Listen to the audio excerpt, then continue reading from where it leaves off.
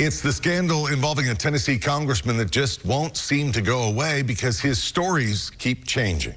News Channel 5 chief investigative reporter Phil Williams has been listening today to people who are upset about Andy Ogles' latest story. This is about money he took from the public for a children's burial garden. And Phil, these people say they gave money to a project that was never built, right? That's right, and they have been bringing me the receipts. In some ways, this really ought to be old news.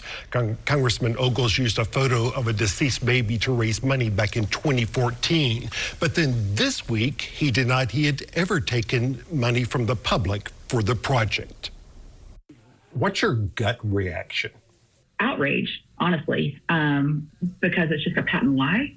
This woman did not want her name and face known for fear of political retaliation, but she's among the donors we've heard from about the years-long scandal involving $25,000 that Congressman Andy Ogles solicited from the public for a children's burial garden that was never built.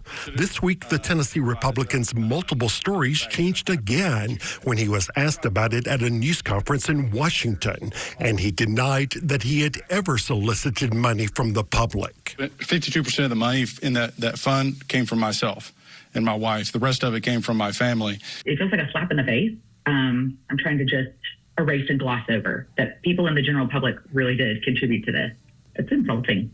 We heard from donors who went back into the Internet Archive and found the original GoFundMe for what Ogles called Lincoln's Place, using a photo of his stillborn child. The page shows Andy Ogles personally created the fundraiser, promising the family would be purchasing 20 burial sites and donating them to families who lose their children.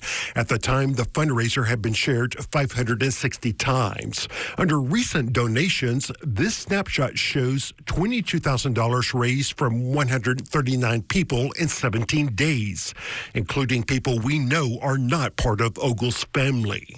It was a fantastic idea. I mean, I will give him that. That is just a wonderful idea.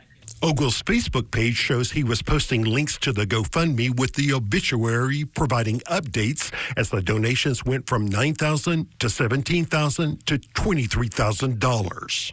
It felt really good to see all of these people coming together and contributing and to see the overall amount increase and to imagine what was going to be done with that in little Lincoln's name. Congressman, this doesn't have to be a story if you can just offer some evidence it went for a good cause.